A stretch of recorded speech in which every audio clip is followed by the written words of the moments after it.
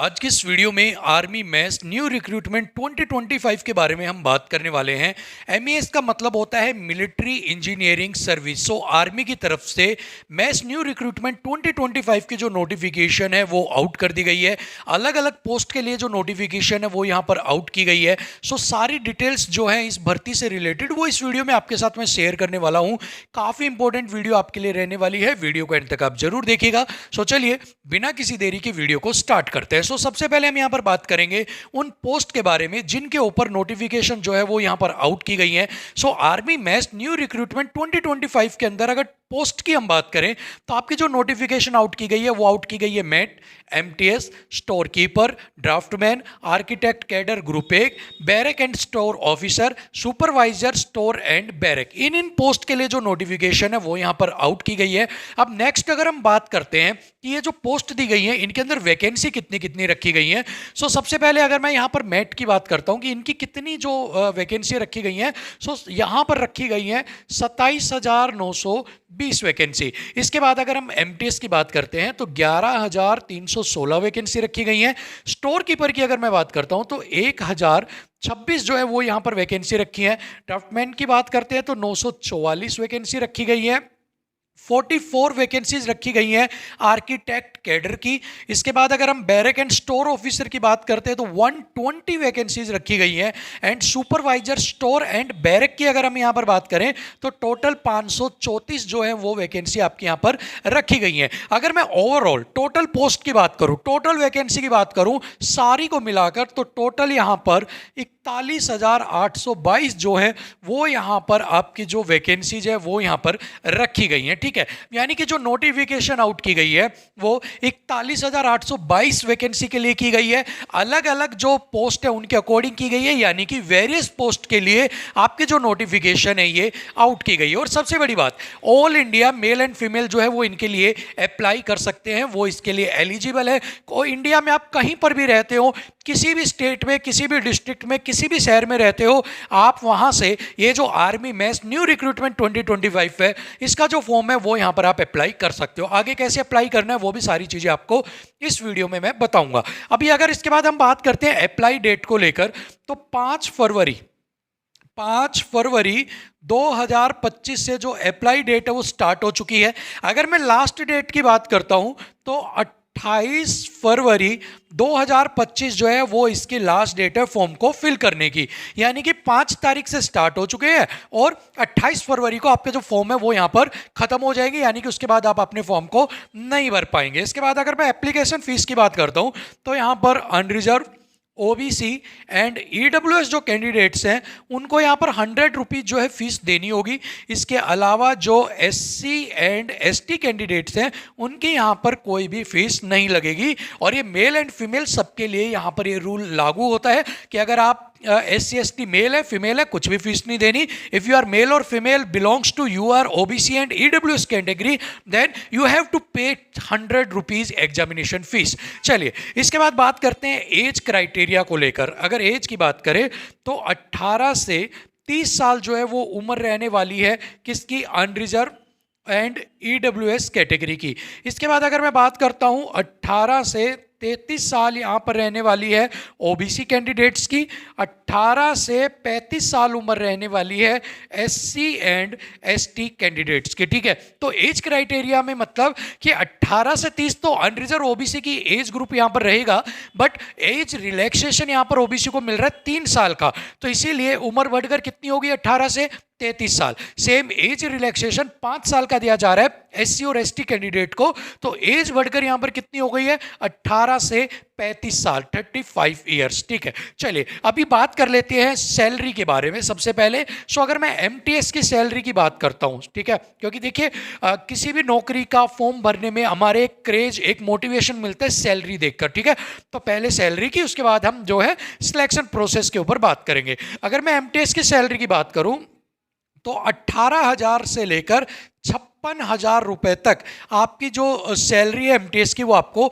देखने को मिलेगी, यानी कि starting salary 18,000 and time to time जो इंक्रीमेंट होता है 56,000 तक आप पहुंच जाएंगे। इसके बाद ये जितनी भी पोस्ट आपकी यहाँ पर बचती है, ठीक है, इनकी जो स्टार्टिंग सैलरी है वो लगभग 35,000 के आसपास रहेगी एंड जो फाइनल सैलरी रहेगी वो 1.2 लैक्स, ठीक है, 1.2 लैक्स जो है यहां तक आप पहुंच जाएंगे। यानी कि बाकी जितनी भी है इनकी स्टार्टिंग सैलरी 35,000 के आसपास रहेगी, किसी की 35,000 हो गई, किसी की 35,000 समथिंग कुछ हो गई, लेकिन 35,000 से स्टार्ट होकर 1.2 लाख तक आपकी जो सैलरी है वो यहां पर इन बाकी पोस्ट की जाने वाली है, ठीक है। तो ये तो हो गया सैलरी। अगर सिलेक्शन प्रोसेस की बात करें ना तो 3 स्टेज के अंदर, ठीक है, first, second and third, 3 stage के अंदर आपका जो है सिलेक्शन करवाया जाएगा।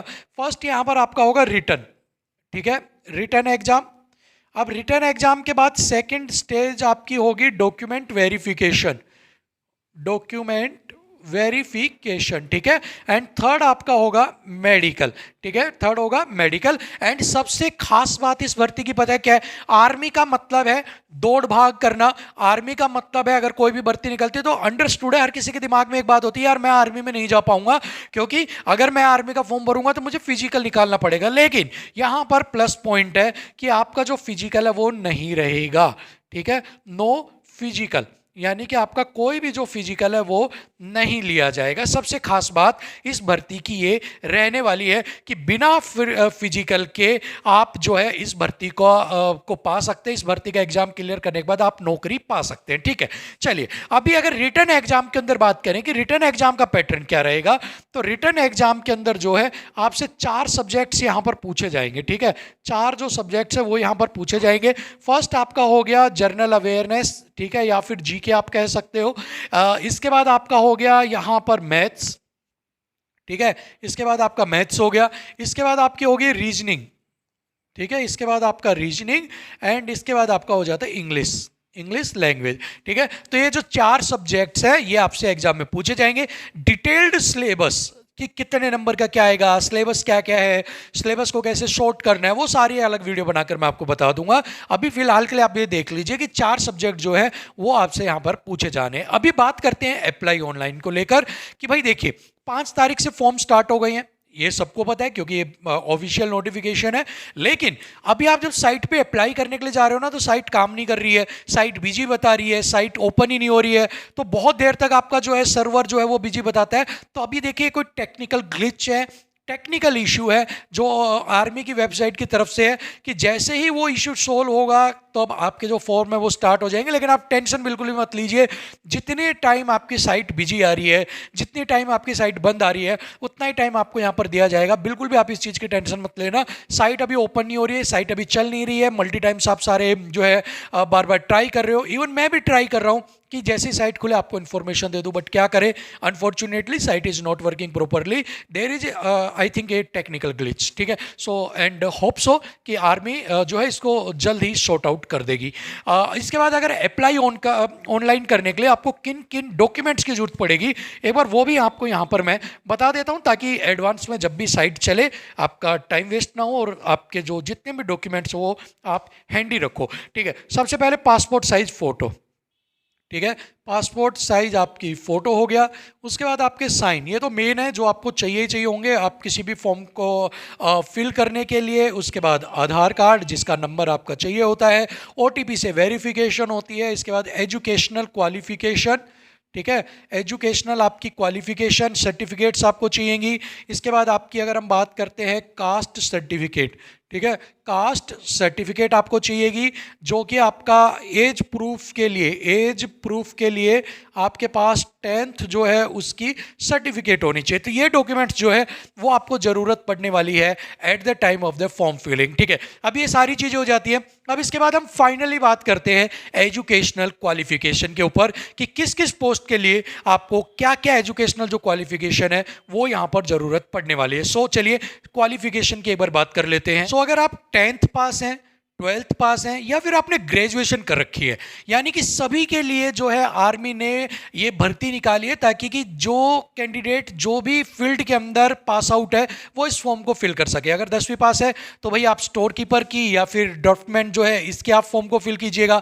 अगर आप ट्वेल्थ पास हैं तो आप यहाँ पर आपके पास मेट है, एमटीएस है, यहाँ पर इनके लिए आप फॉर्म को फिल कीजिएगा। ग्रेजुएट है तो सुपरवाइजर, आर्किटेक्ट कैडर जो है इनकी यहाँ पर आप अपने फॉर्म को फिल कीजिएगा। तो आप एक बार जब नोटिफिकेशन उसके अंदर सभी चीज़ें जो है बहुत डिटेल में दे रखी है, किस पोस्ट के लिए क्या आपको एजुकेशन क्वालिफिकेशन चाहिए, सो आप चेक कीजिएगा। अगर आप 10th पास हैं तो 10th वाला ही फॉर्म फिल कीजिएगा पोस्ट का, 12th पास है तो 12th वाला कीजिए, ग्रेजुएशन पास है तो ग्रेजुएशन वाली पोस्ट जो है वो आप यहाँ पर चूज कर सकते हैं। इवन ग्रेजुएशन वाला 10th को भी फिल कर सकता है, 12th को भी फिल कर सकता है, बट हाँ 10th और 12th वाला सिर्फ वो 12th पास है तो 10th की भी आप भर सकते हो और 12वीं वाली भी भर सकते हो। लेकिन अगर आप 10th पास है तो you are only eligible for 10th pass के लिए जो पोस्ट है उनके लिए, ठीक है। सो फिलहाल के लिए तो इतना ही सब कुछ है वीडियो के अंदर, और होप्स हो कि इस वीडियो आपके लिए कंप्लीट एक गाइड वीडियो रही होगी, जहां पर आपके लिए हर एक चीज़ जो है वो क्लियर हो गई होगी।